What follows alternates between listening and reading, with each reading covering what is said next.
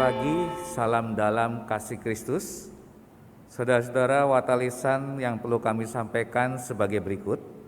Yang pertama, ibadah minggu ini akan dilayani oleh Penatua Ferry Istiawan sebagai pemimpin liturgi dan pengkhotbah oleh Pendeta Rinta Kurniawati Gunawan dari GKI Peterongan Semarang. Wata yang kedua, penerimaan anggota. Setelah Saudara Stefanus Rudi Bujiono telah mengikuti percakapan gerejawi pada hari Jumat 13 Agustus 2021 dan dinyatakan layak diterima sebagai anggota GKI Tegal, kami mohon pertimbangan dan dukungan doa seluruh anggota. Bila sampai dengan hari ini tidak ada surat keberatan sah yang masuk, maka penerimaan anggota akan kami laksanakan pada hari Minggu tanggal 5 September 2021 dalam ibadah Minggu pukul 8 pagi di GKI Tegal dilayankan oleh Pendeta Priscilla Agustina. Wata yang ketiga, pembinaan pranikah. Bagi pasangan yang telah membina hubungan serius menuju jenjang pernikahan, kami beri kesempatan mengikuti pembinaan pranikah pada bulan September 2021 melalui Zoom meeting sebagai syarat untuk peneguhan dan pemberkatan pernikahan. Pendaftaran pada Pendeta Priscilla Agustina, Penatua Iwan Kurniawan atau kantor gereja sampai hari Senin tanggal 30 Agustus 2021. Jadwal selengkapnya dapat saudara lihat pada Wata Jemaat Digital yang sudah kami bagikan. Demikian watalisan hari ini, selamat memasuki ibadah. Mari Bapak, Ibu, dan saudara yang terkasih, saya undang untuk bangkit berdiri. Kita akan bersama-sama memasuki panggilan beribadah. Tuhan, siapa yang boleh menumpang dalam kemah-Mu? Siapa yang boleh diam di gunung-Mu yang kudus? Yaitu Dia yang berlaku tidak bercela, yang melakukan apa yang adil, dan yang mengatakan kebenaran dengan segenap hatinya.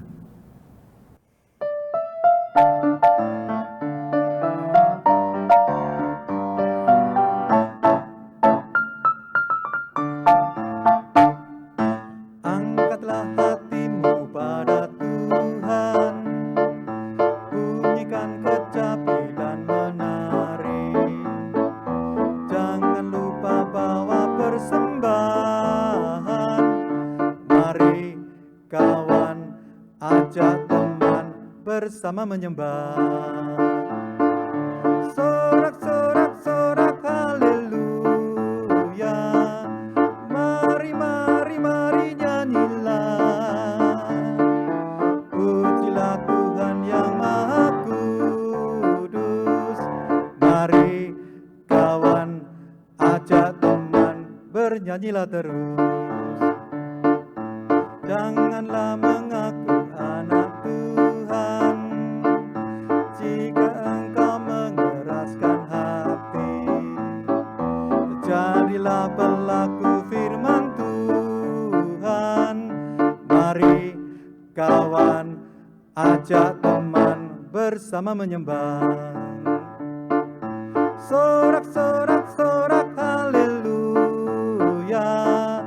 Mari, mari, mari nyanyilah. Pujilah Tuhan yang Maha Kudus. Mari kawan, ajak teman, bernyanyilah terus.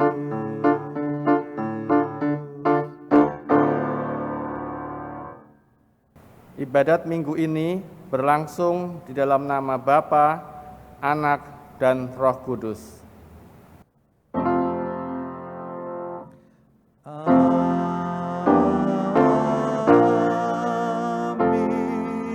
amin, amin.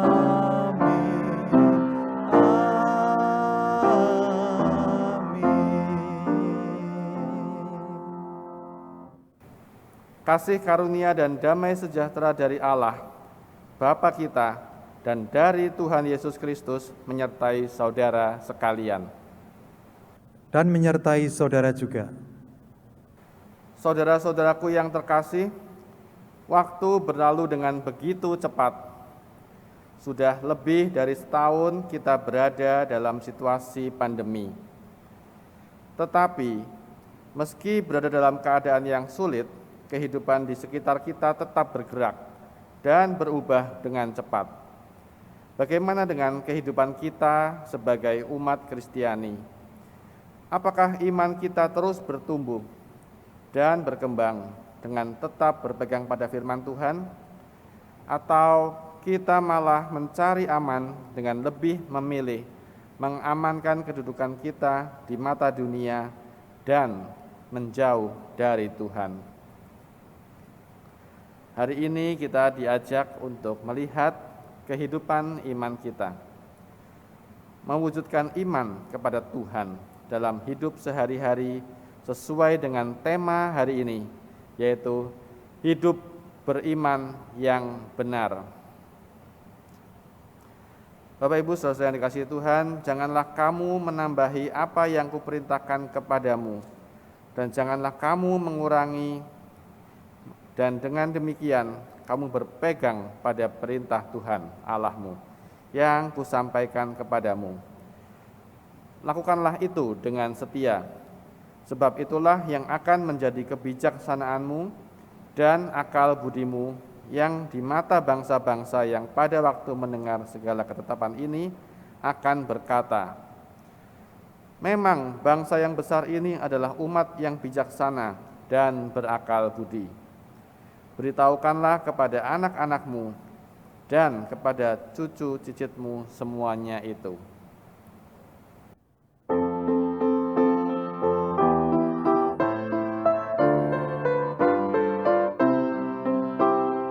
Tinggallah dalam Yesus, jadilah murid-Nya, belajarlah firman Tuhan, taat kepadanya.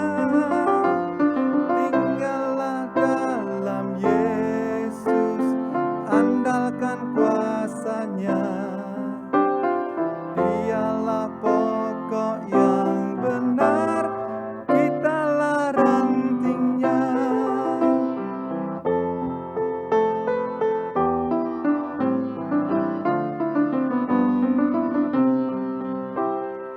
Kita sebagai ranting pasti berbuahlah, asal dengan setia tinggal di dalamnya. Tinggallah dalam Yesus, muliakan namanya, hidup berlimpah kurnia hanya di dalamnya.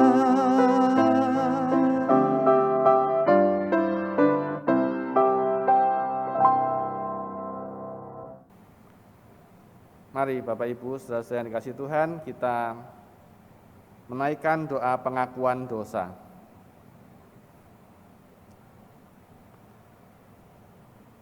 Tuhan Allah Bapa kami yang berada dalam kerajaan surga, kami pada hari ini, umat Tuhan, bersama-sama menaikkan doa kepada Tuhan.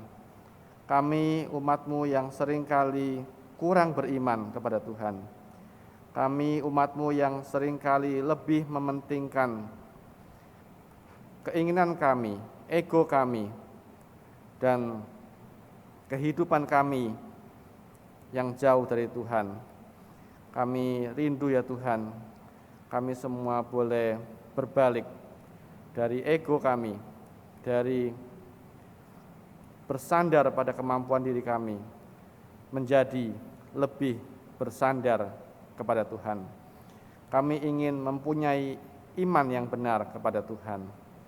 Tuhan, tolonglah kami ini, kami yang lemah dan terbatas ini, yang seringkali gagal untuk mentaati dan melakukan setiap kehendak Tuhan atas diri kami.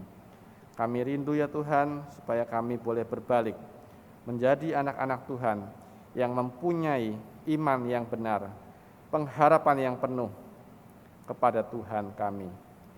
Terima kasih Bapa di surga, di dalam nama Tuhan Yesus, Putra-Mu yang tunggal, Tuhan dan Juru Selamat kami berdoa. Amin.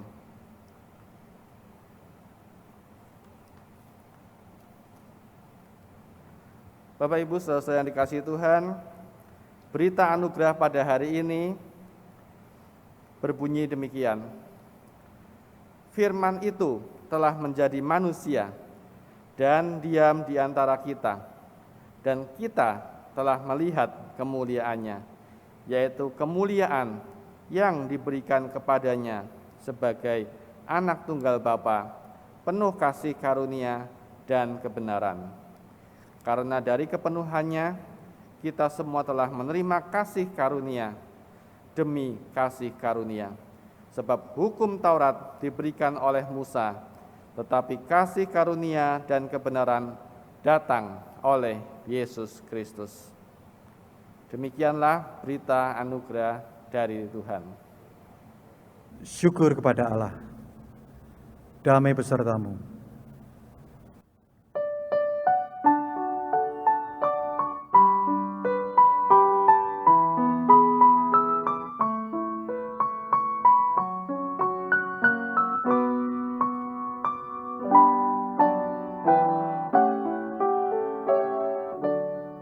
Yang Maha Kasih yaitu Allah, Allah pengasih pun bagiku. Aku selamatlah oleh kasihnya kepadaku. Allah mengutus Yesus Tuhanku, Allah mengutus Sang Penebus. Aku selamatlah oleh kasihnya kepadaku.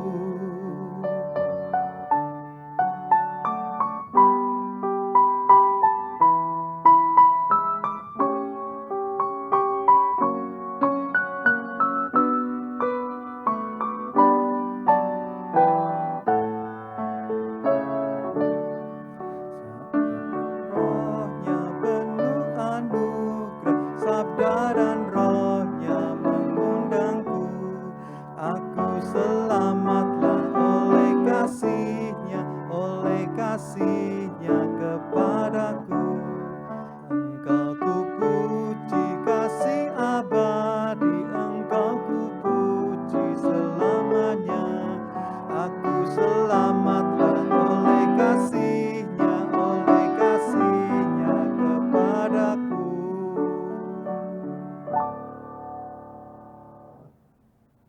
Mari Bapak Ibu Saudara, sebelum kita membaca dan merenungkan firman Tuhan, kita akan datang terlebih dahulu kepada Tuhan. Kita mohon pertolongan Tuhan di dalam doa. Mari kita berdoa. Bapa Surgawi, kami bersyukur untuk kesempatan hari ini, di mana kami boleh lagi beribadah bersama-sama sekalipun di tempat masing-masing, dan kami juga diberi kesempatan untuk kembali merenungkan firman-Mu.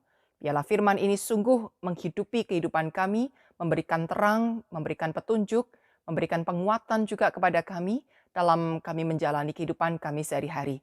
Di tengah berbagai goncangan yang ada, di tengah berbagai jalan penyesatan yang ditawarkan oleh dunia ini, kiranya kami tetap bisa berpegang teguh pada firman-Mu, kami boleh setia menjadi pelaku-pelaku firman, supaya kami hidup berkenan di hadapan Tuhan, dan hidup kami pun mampu menerangi dunia ini. Terima kasih Bapa, kami menyerahkan untuk pemberitaan firman Tuhan pada hari ini hanya di dalam nama Tuhan Yesus Kristus. Amin. Bapak Ibu Saudara yang terkasih, kita akan membaca terlebih dahulu bagian firman Tuhan dari Markus pasal 7 ayat 1 sampai 8, ayat 14, 15 dan 21 sampai 23. Mari kita akan persiapkan Alkitab kita dan kita akan membaca firman Tuhan. Markus pasal 7 ayat 1 sampai 8, 14, 15 dan 21 sampai 23. Demikian firman Tuhan. Pada suatu kali, serombongan orang Farisi dan beberapa ahli Taurat dari Yerusalem datang menemui Yesus.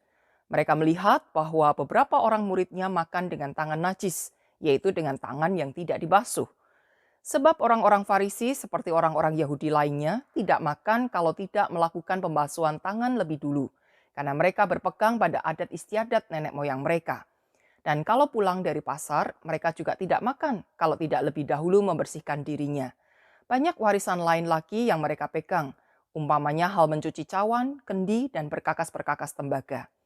Karena itu orang-orang Farisi dan ahli-ahli Taurat itu bertanya kepadanya, Mengapa murid-muridmu tidak hidup menurut adat istiadat nenek moyang kita, tetapi makan dengan tangan najis?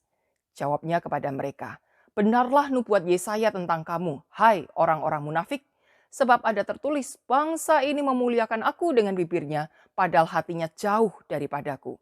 Percuma mereka beribadah kepadaku, sedangkan ajaran yang mereka ajarkan ialah perintah manusia. Perintah Allah kamu abaikan untuk berpegang pada adat istiadat manusia. Ayat 14, lalu Yesus memanggil lagi orang banyak dan berkata kepada mereka, kamu semua dengarlah kepadaku dan camkanlah.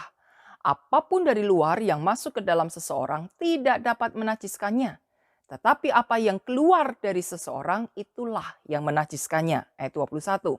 Sebab dari dalam, dari hati orang, timbul segala pikiran jahat, percabulan, pencurian, pembunuhan, persinahan, keserakahan, kejahatan, kelicikan, hawa nafsu, iri hati, hujat, kesombongan, kebebalan.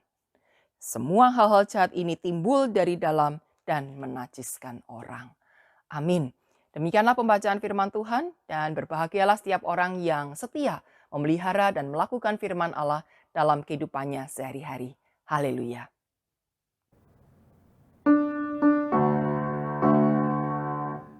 Haleluya, haleluya,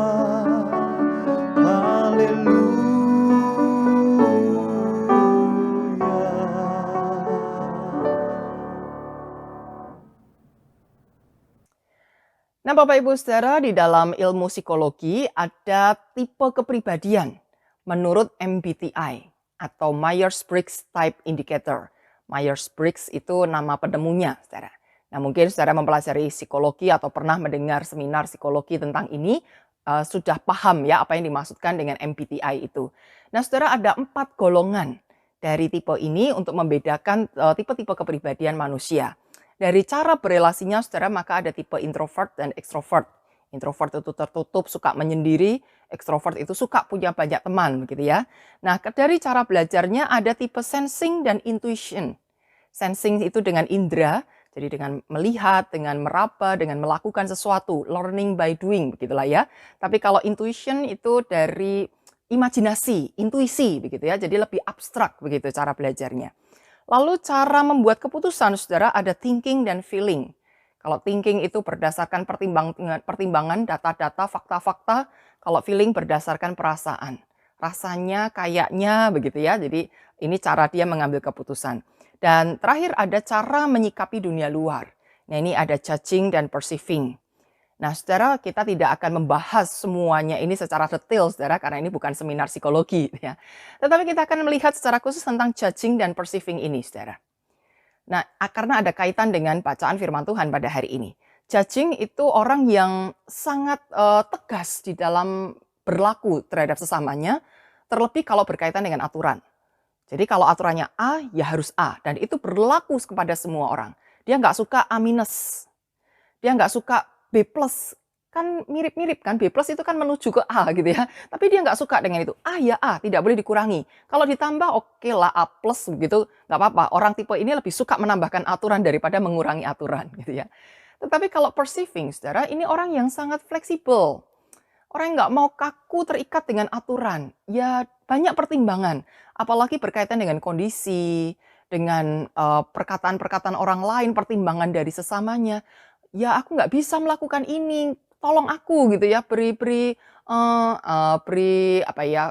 izin untuk aku tidak melakukan perintah ini, bagian ini dan seterusnya.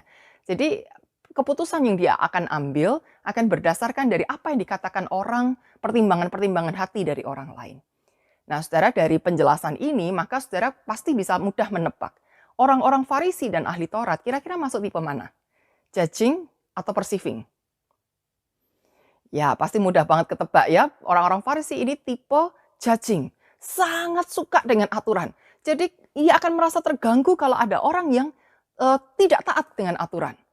Nah, termasuk, Saudara, dalam bacaan ini, mereka komplain. Apa yang dikomplainkan? Murid-murid Yesus itu makan, sebelumnya tidak membasuh tangan dulu. Tidak mencuci tangan dulu, gitu. Nah, Saudara, kalau sekarang ini rasanya wajar ya, ada orang komplain, kenapa kamu tidak cuci makan dulu sebelum makan? Karena ini berkaitan dengan kesehatan. Ya, di masa pandemi ini kita lebih sadar tentang kesehatan, jadi kalau apa-apa harus cuci tangan, apa-apa harus cuci tangan. Bahkan, bukan perkara makan pun kalau habis menyentuh sesuatu yang di luar, lebih baik cuci tangan supaya, virus-virus itu tidak masuk ke dalam tubuh kita. Nah, apalagi untuk makan. Nah, makan ini tangan ini begitu dekat dengan mulut, apalagi kalau memang tidak pakai alat makan gitu ya, langsung dari tangan masuk ke mulut. Kotor sekali gitu ya kalau tidak mencuci tangan dulu sebelum makan. Nah, tetapi saat itu, saudara, aturan itu dibuat bukan karena alasan kesehatan. Tetapi memang ada aturan yang mengatakan demikian. Adat istiadat, turun-temurun yang sudah diwariskan. Nggak ngerti kenapa alasannya, yang penting sebelum makan ya harus cuci tangan. Dan serentetan aturan-aturan lainnya. Maka ketika orang-orang Farisi dan ahli Taurat ini melihat murid-murid Yesus, murid dari seorang guru terkenal gitu ya, dari guru yang katanya hebat sekali. Lah kok murid-muridnya berlaku demikian? Menajiskan diri sendiri dengan melanggar aturan tersebut. Hati mereka resah karena ada orang-orang yang tidak taat dengan aturan ini. Nah, saudara, lantas dalam kaitan kita sebagai orang-orang beriman, tema kita hidup beriman yang benar gitu ya. Nah, dalam kaitan hidup beriman ini, saudara, lalu tipe mana yang lebih bagus? Judging atau perceiving? Bapak Ibu saudara sendiri kira-kira tipe yang mana gitu ya. Nah, lalu lantas siapa nih yang lebih benar dari kedua tipe ini? Nah, mari kita lihat dulu saudara, sebetulnya dua-duanya ada plus minusnya gitu ya. Kalau tipe judging, plusnya, positifnya adalah dia menjadi orang yang tegas dan adil. Jadi kalau berlaku kepada satu orang ya yang lainnya juga harus ikut begitu. Nggak bisa kepada si dia ini tegas semuanya diberlakukan, yang kepada yang lain ya separuh aja nggak apa-apa, kepada yang lain lagi sama sekali nggak usah nggak apa-apa. Oh nggak bisa.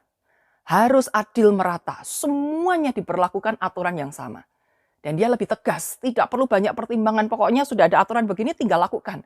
Kenapa harus mendengarkan apa kata orang, mendengarkan pertimbangan keresahan hati orang lain? Aturannya sudah jelas kok, dan ini aturan dibuat untuk semua orang. Itu positifnya, saudara. Tetapi kelemahannya jadi terlihat sebagai orang yang kaku dan kurang perhatian. Oke, kita harus adil kepada semuanya, tapi kondisi tiap orang kan beda-beda. Ada orang yang memang punya kemampuan menjalankan aturan itu, tapi ada memang karena kondisinya nggak benar-benar nggak bisa gitu. Bukan nggak mau, tapi memang nggak bisa lakukan aturan itu. Nah, tipe judging ini nggak bisa merasakan perasaan-perasaan orang seperti itu. Nah, sedangkan tipe perceiving, saudara, positifnya adalah dia orang yang lebih berempati, gitu ya, lebih bisa memahami perasaan orang lain, kemampuan-kemampuan orang lain, sehingga ada belas kasih yang lebih bisa diungkapkan, gitu. Tidak kaku, ya, tidak saklek dengan aturan-aturan yang ada, tapi lebih memperhatikan hubungan interpersonal, gitu ya. Nah, sedangkan negatifnya, saudara, orang ini jadi kelihatan seperti orang pelin-pelan. Kadang bisa A, kadang bisa B, sehari bilang ini, sehari besoknya berlaku yang lain lagi, karena terlalu banyak pertimbangan. Semua kata orang didengarkan, ya. Jadi mudah goyah, saudara. Pelin-pelan mudah goyah dan sangat subjektif. Setiap orang diperhatikan satu persatu, sampai-sampai dia sendiri terlihat tidak punya pendirian. Gitu. Nah, lantas dari dua tipe ini, saudara, mana yang lebih baik? Apalagi kemudian dikaitkan dengan hidup beriman. Nah, mari kita lihat dulu bagaimana respon Yesus. Setelah orang-orang Farisi dan ahli Taurat ini komplain, Yesus, kenapa murid-muridmu tidak membasuh tangan terlebih dahulu sebelum makan? Apa kata Yesus? Kita lihat ayat 6, saudara. Benarlah nubuat Yesaya tentang kamu, hai orang-orang munafik. Sebab ada tertulis, bangsa ini memuliakan aku dengan bibirnya, padahal hatinya jauh daripadaku. Apa problemnya, saudara, dalam kehidupan orang beragama atau bahkan yang mengaku beriman? Hatinya jauh daripadaku, jauh dari Tuhan. Ini problemnya. Ini bukan soal aturan itu baik atau tidak baik. Suka dengan aturan itu baik atau tidak baik, bukan itu persoalannya. Bagaimanapun tipe-tipe manusia ini tidak bisa dikatakan, oh ini lebih baik, yang satu lebih jelek. Enggak, semua tipe itu ada baiknya, ada juga negatifnya. Tapi intinya adalah bicara soal hati. Dan Yesus mengecam orang Farisi bukan karena orang Farisi suka dengan aturan. Yesus sendiri menaati semua aturan Taurat kok, saudara. Taurat itu sendiri berasal dari Allah. Allah yang memberikan hukum itu. Masa Yesus gak suka dengan aturan yang dibuat sendiri, gitu ya? Jadi bukan soal bahwa menyukai aturan itu jelek dan tidak menyukai aturan itu lebih baik, bukan. Tetapi persoalannya orang Farisi dan ahli Taurat ini hatinya menjauh dari Tuhan. Nah, kalau menjauh dari Tuhan berarti tidak dekat, apalagi melekat kepada Tuhan. Orang-orang seperti ini tidak mau tunduk kepada Tuhan, tidak mau taat kepada perintah Tuhan. Lalu siapa yang ditaati? Ya dirinya sendiri, mempertuhan dirinya sendiri. Hatinya egois, yang penting apa yang saya sukai. Berusaha untuk memuaskan diri sendiri dan tidak peduli dengan perasaan-perasaan orang lain. Nah, saudara, hati yang semacam ini, saudara, bahaya. Apalagi ini hati dari orang yang mengaku diri sebagai orang yang beriman. Orang yang beriman, orang yang beragama itu kan biasanya merasa diri lebih tahu daripada yang lain kan. Orang yang tidak beragama dikatakan kafir. Orang yang tidak mau rajin beribadah, yang tidak mau menyembah Tuhan dikatakan orang yang jelek gitu. Orang yang jahat. Jadi merasa aku ini lebih baik, lebih benar. Tetapi yang merasa lebih baik ini hatinya jauh dari Tuhan. Lalu patokan ukuran dari tingkah lakunya itu apa, saudara? Nah, ini bisa jadi sangat mengerikan. Oleh karena itu di dalam ayat 21 sampai 23, saudara, Yesus mengatakan apa yang keluar dari dalam orang yang hatinya menjauh dari Tuhan. Ayat 21, 23 ya.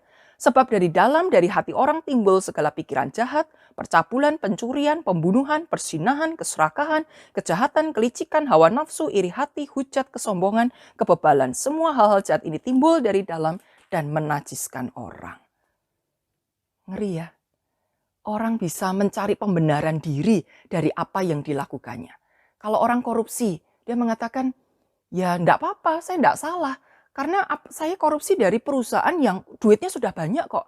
Yang duitnya tuh sudah berlimpah-limpah. Kenapa aku ambil sebagian nggak apa-apa. Bahkan sebagian yang dari aku korupsi, aku berikan persembahan kepada gereja. Bukankah ini bagus untuk pembangunan gereja? Jadi apa salah saya? Ada pembenaran diri. Orang yang selingkuh juga bisa mengatakan, aku bawa jiwa kok. Karena selingkuhanku ini dulu nggak kenal Yesus, karena ikut saya jadi ikut Yesus. Pembenaran diri, saudara. Dan bahkan orang seperti ini akan merasa suka-sukaku, aku yang paling tahu dan semuanya menurut aku. Kalau aku punya uang untuk diberikan persembahan, ya itu suka-sukaku, tapi setelah memberi persembahan dia pakai uang untuk menyuap sana dan sini demi memperlancar bisnisnya, nggak apa-apa.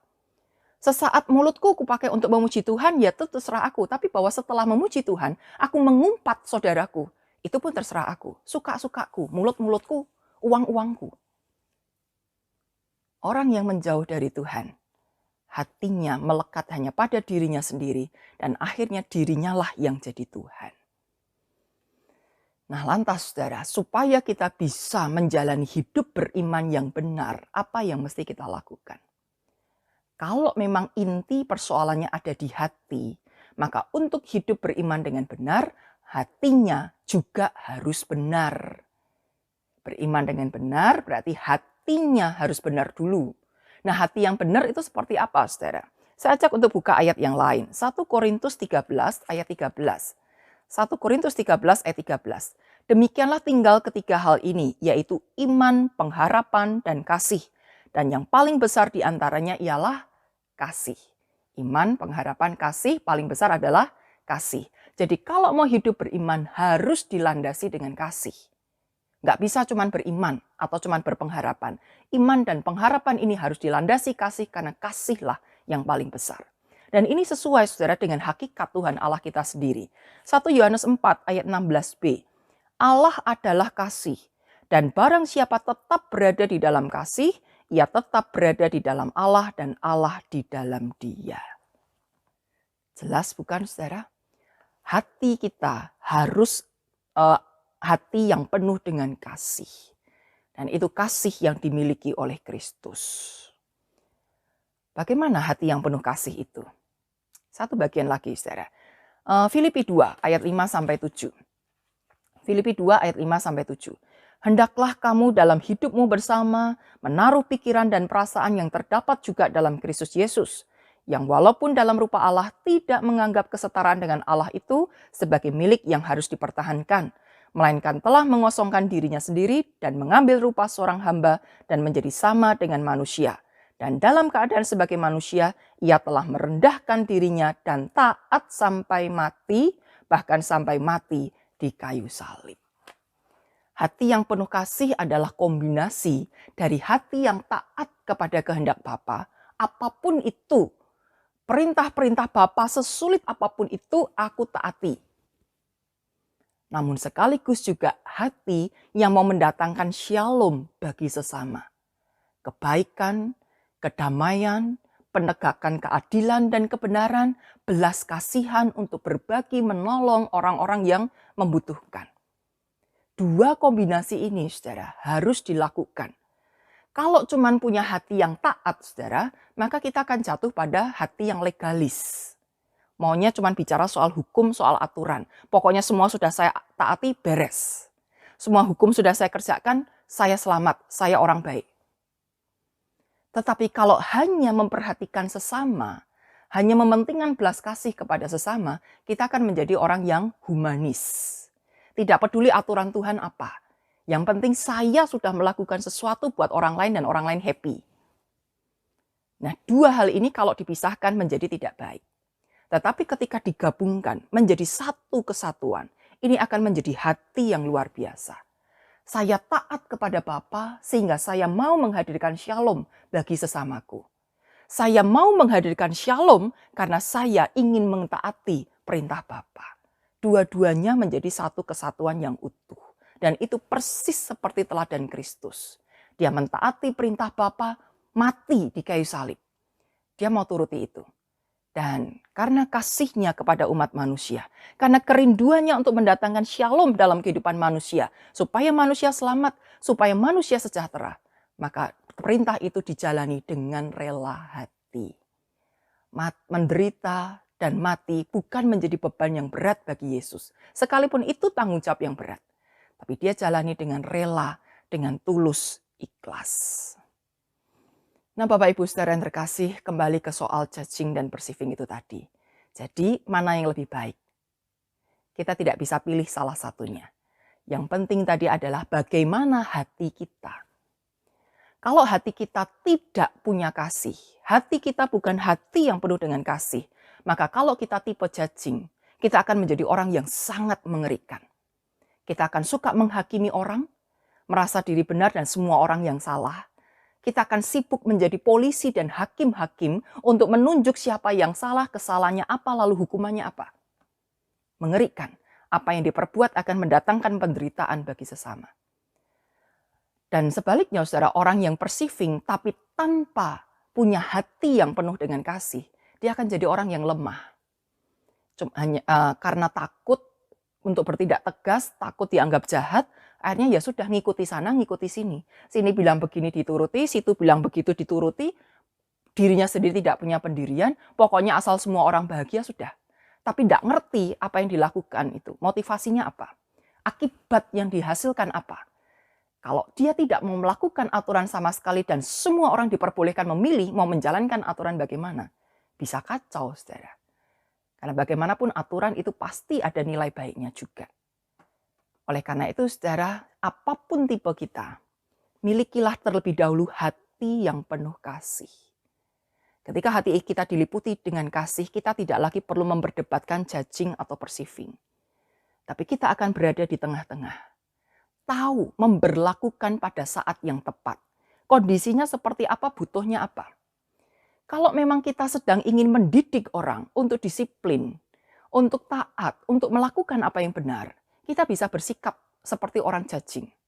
Yang menjalankan dan menegakkan aturan itu, hukum itu dengan baik. Orang diajarkan kalau salah, ini resikonya.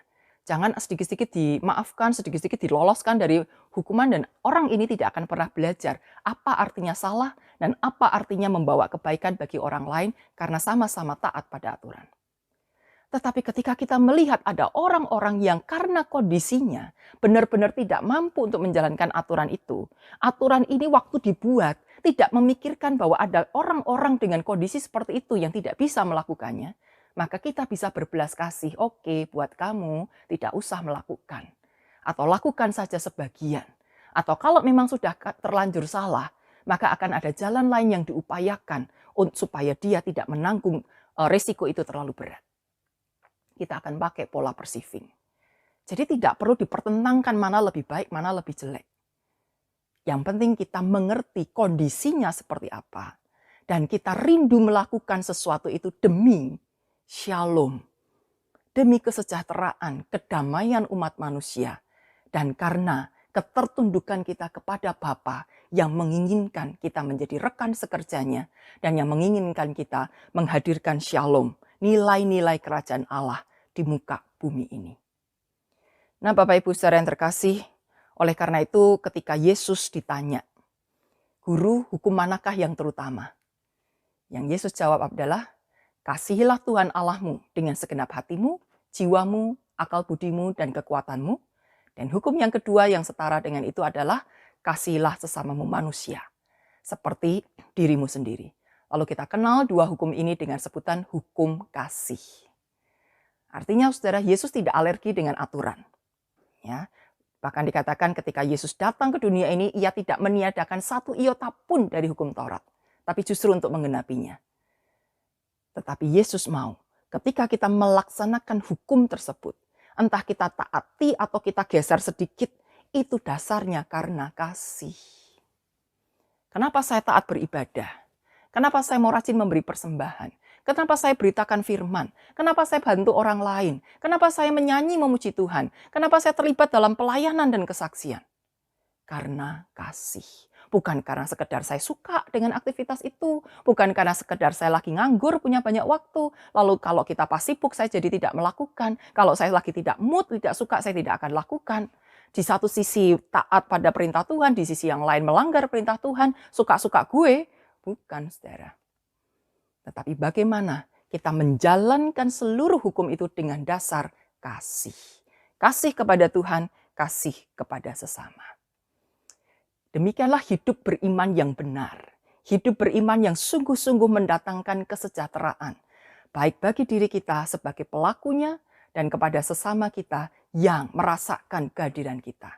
Nah, kiranya kita sebagai persekutuan gereja Tuhan bersama-sama kita mengerjakan bagian ini. Kalau hanya 1-2 orang yang hidup beriman dengan benar, tentu tidak cukup untuk memberikan suasana yang betul-betul teduh dan menyejahterakan. Akan ada kegangguan, keresahan-keresahan karena yang lainnya belum menjalankan hidup beriman yang benar. Yang lainnya hatinya masih jauh dari Tuhan. Yang lainnya masih sangat kaku. Yang lainnya masih sangat egois. Yang lainnya masih sesuka hatinya sendiri. Repot.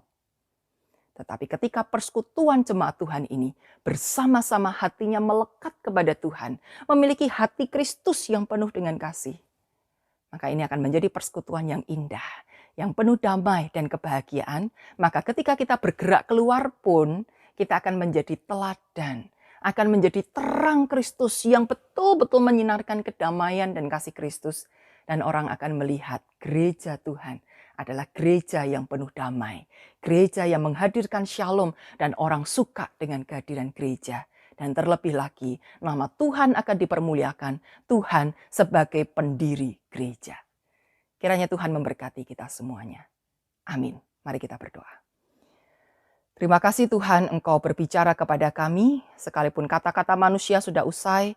Tapi biarlah suara Tuhan tetap diperdengarkan dalam hati kami masing-masing.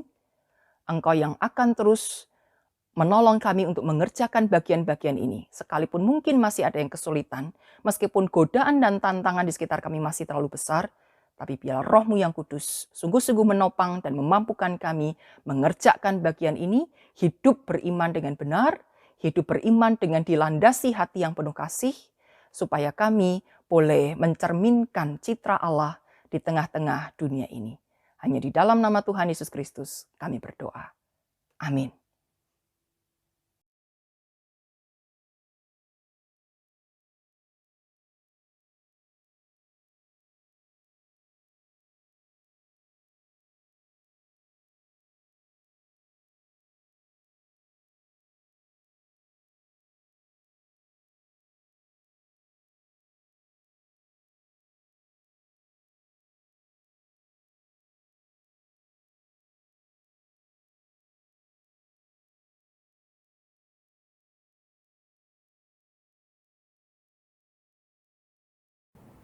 Bapak, Ibu, dan Saudara yang terkasih, saya undang untuk bangkit berdiri bersama umat Tuhan di segala abad dan tempat, Marilah kita mengucapkan pengakuan iman kita. Menurut pengakuan iman rasuli, kita mengucapkan, Aku percaya kepada Allah, Bapa yang Maha Kuasa, Khalik langit dan bumi, dan kepada Yesus Kristus, Anak yang tunggal Tuhan kita, yang dikandung dari Roh Kudus, lahir dari anak darah Maria, yang menderita sengsara di bawah pimpinan Pontius Pilatus, disalibkan, mati dan kuburkan, turun ke dalam kerajaan maut. Pada hari ketiga, bangkit pula dari antara orang mati, naik ke sorga, duduk sebelah kanan Allah, Bapa yang Maha Kuasa, dan dari sana Ia akan datang untuk menghakimi orang yang hidup dan yang mati. Aku percaya kepada Roh Kudus, gereja yang kudus dan am, persekutuan orang kudus, pengampunan dosa, kebangkitan orang mati, dan hidup yang kekal. Amin. Silakan duduk kembali. Mari Bapak Ibu Jemaat, kita bersama-sama menaikkan doa syafaat.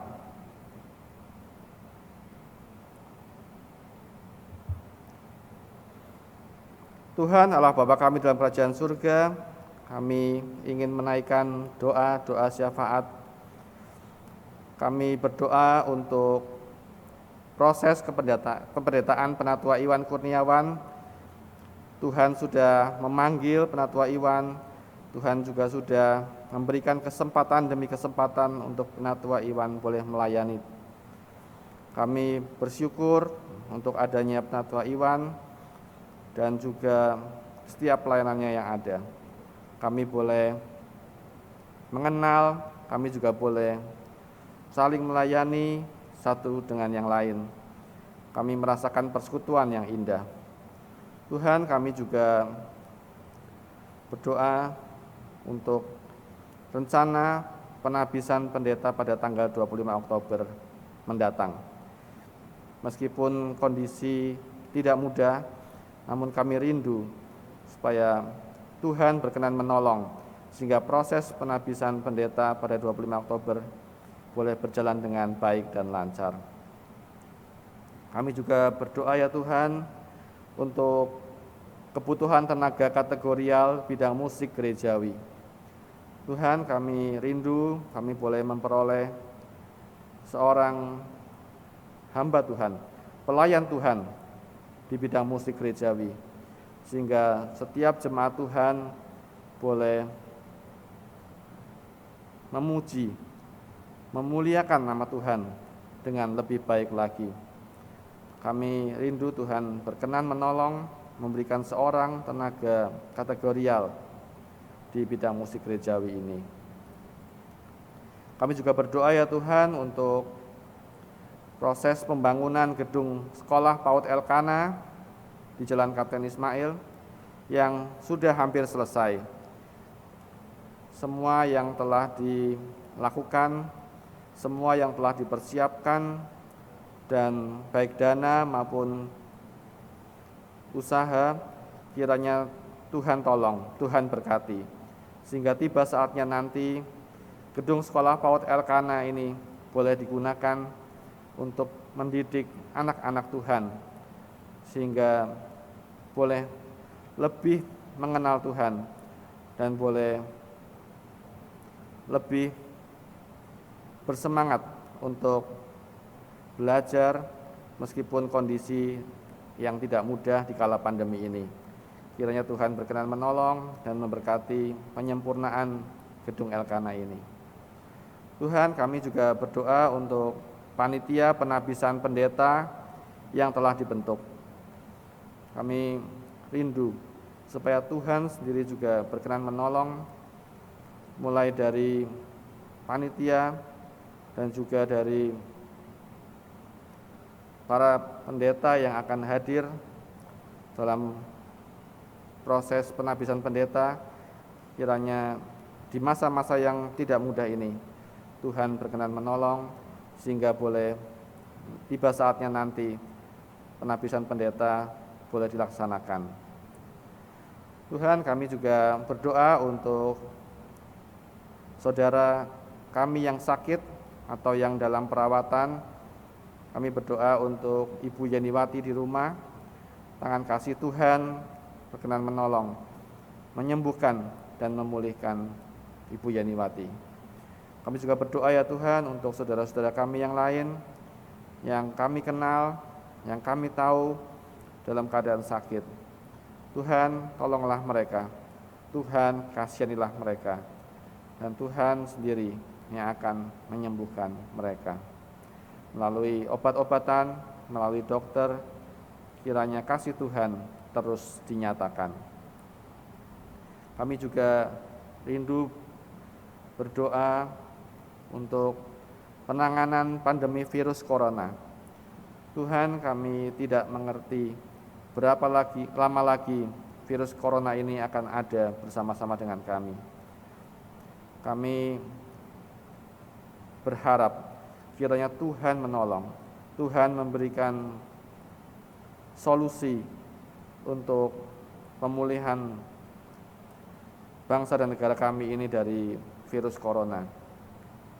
Baik melalui program vaksinasi yang diharapkan akan membentuk kekebalan atau herd immunity.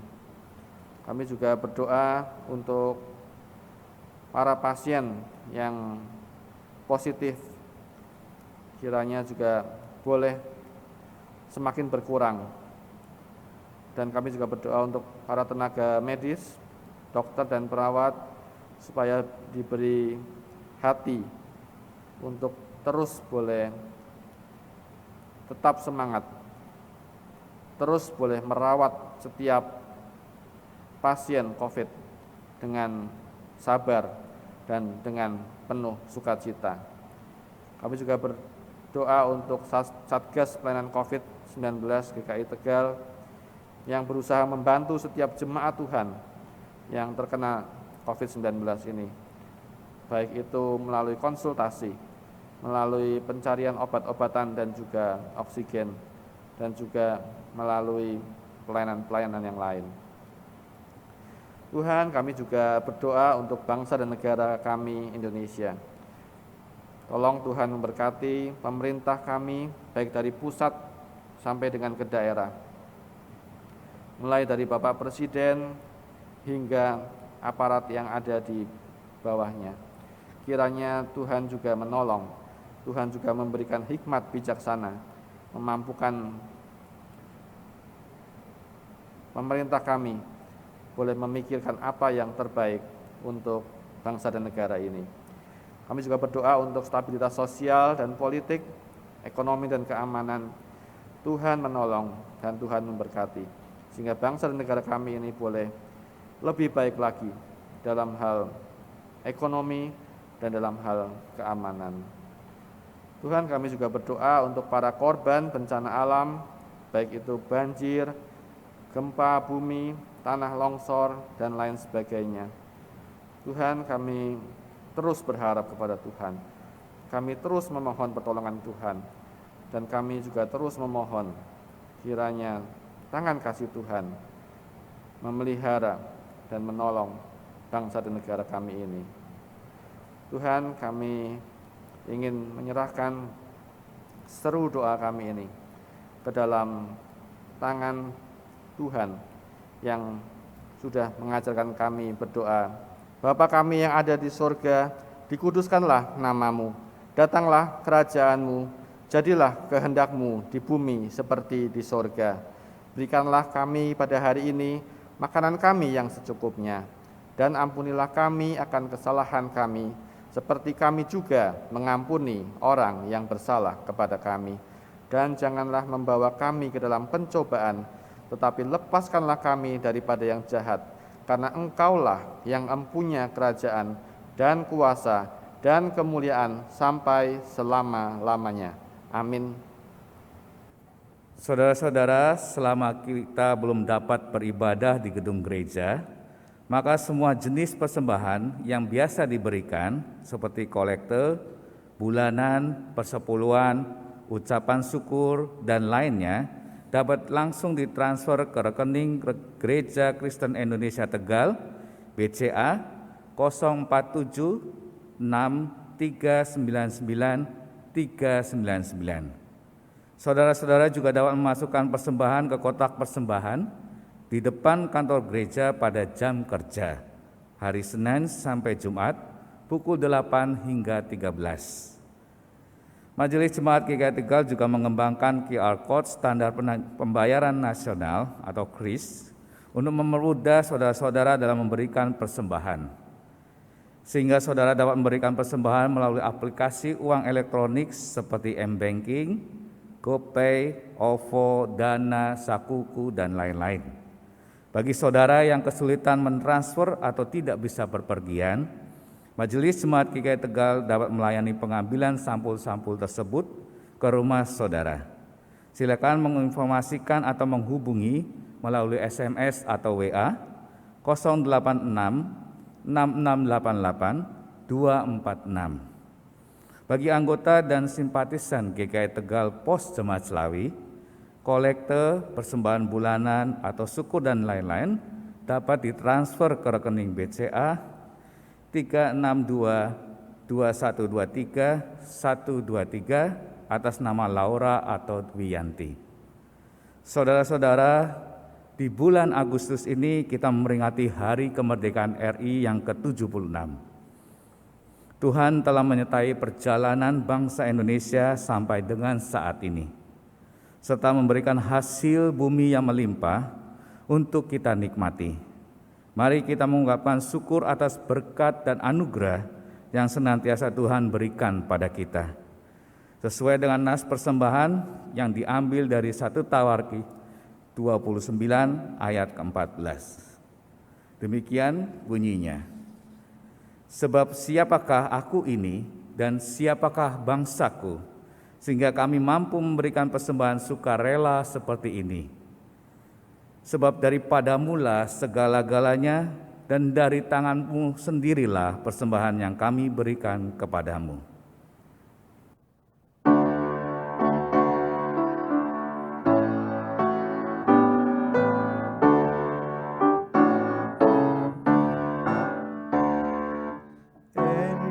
Indonesia tanah airku, indah dan megah.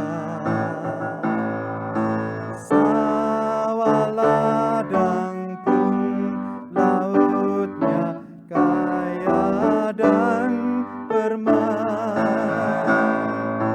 Jaya makmur dan sentosa seluruh rakyatnya. Pada Dikau ya Tuhanku, ku panjatkan syukur atas rahmat dan anugerah bagi bangsaku. Oh, berkatilah negeriku Indonesia.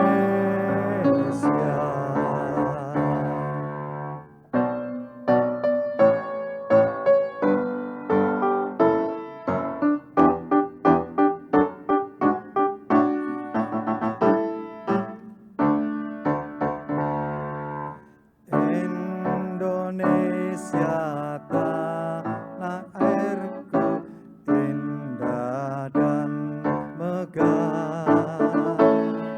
Sawah ladang pun lautnya kaya dan permai. Jaya makmur dan sentosa seluruh rakyatnya. Pada Dikau ya Tuhanku, ku panjatkan syukur atas rahmat dan anugerah bagi bangsaku. Oh, berkatilah negeriku Indonesia.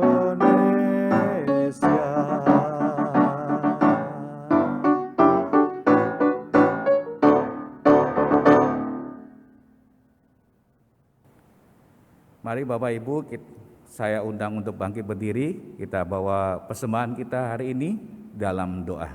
Mari kita bersama-sama berdoa. Bapak, terima kasih melalui kesempatan ini, melalui persembahan yang terkumpul ini, Engkau sudah mengingatkan kami agar senantiasa bersyukur atas kasih dan anugerah-Mu. Dan juga mengingatkan kami bahwa segala yang kami miliki, semuanya itu daripada-Mu. Ya Bapa, terima kasih saat ini kami ingin memberi persembahan ini maupun hidup kami sebagai ungkapan syukur kami. Kiranya berkenan dan menjadi saluran berkat-Mu. Kami berdoa di dalam nama Tuhan Yesus Kristus. Amin.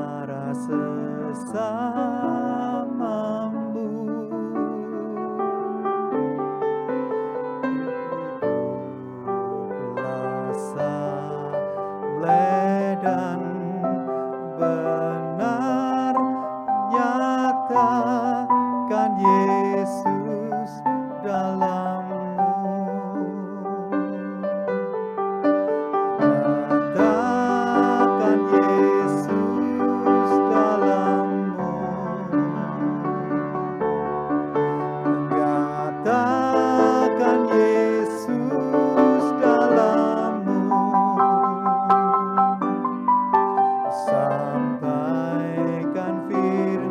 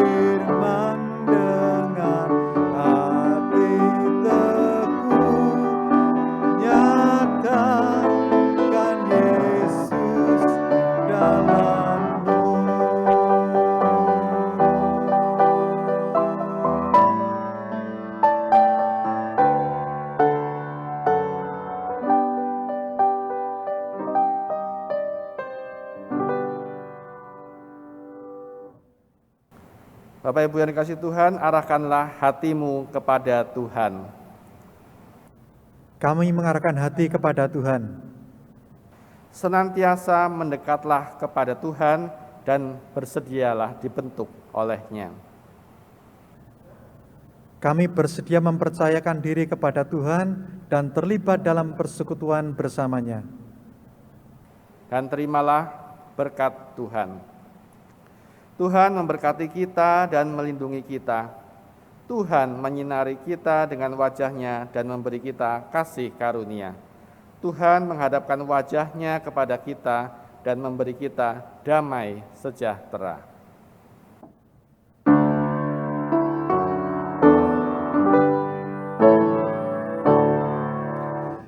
Haleluya, haleluya, haleluya, haleluya, haleluya,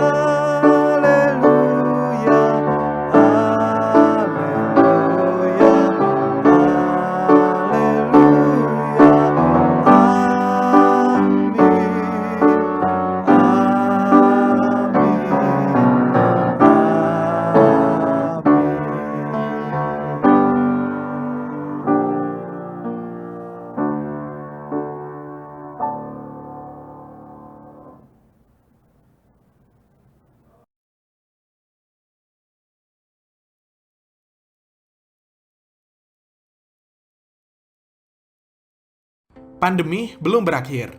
Angka pasien COVID-19 yang masih terus bertambah hanya bisa diatasi dengan 6M dan dimulai dari diri sendiri. Yuk, simak lagi 6M senjata paling ampuh untuk lawan COVID-19. Yang pertama, menggunakan masker dengan benar. Meskipun sudah divaksin, kita tetap harus menggunakan masker secara benar. Pemerintah sekarang menganjurkan untuk menggunakan 2 masker sebagai pelindung. Yang kedua, mencuci tangan dengan sabun. Hanya 20 detik, nggak lama kok. Cuci tangan dengan sabun ya. Boleh menggunakan hand sanitizer apabila sedang tidak memiliki akses untuk mencuci tangan dengan sabun. Yang ketiga, menjaga jarak. Eits, jangan mendekat. Jaga jarak setidaknya 2 meter dengan orang lain. Hal ini akan meminimalisir terjadinya transmisi virus. Pastikan jarak aman ya. Yang keempat, menghindari keramaian. Nah, kalau menerapkan jaga jarak, otomatis harus menghindari keramaian. Hindari keramaian seperti mall, pasar, apalagi pesta. Kita nggak mau ada pertukaran droplet, kan? Yang kelima, menghindari makan bersama. Wah, ini nih. Kalau makan, pasti copot masker dong. Makan bersama, apalagi saling berhadapan dan bicara, berpotensi untuk terjadinya penularan virus corona. Jadi, makan sendiri-sendiri dulu deh. Yang keenam, mengurangi mobilitas. Kalau nggak penting-penting amat dan nggak darurat, mending di rumah aja selama bisa dilakukan dari rumah. Misalnya WFH atau sekolah online. Dengan di rumah saja, kamu sudah membantu mengurangi transmisi virus. Nah, dengan melakukan 6M ini, kamu sudah membantu para tenaga medis dalam menanggulangi wabah COVID-19. Yuk, jaga kesehatan dan terapkan protokol kesehatan yang ketat ya. Nyatakan Yesus dalammu,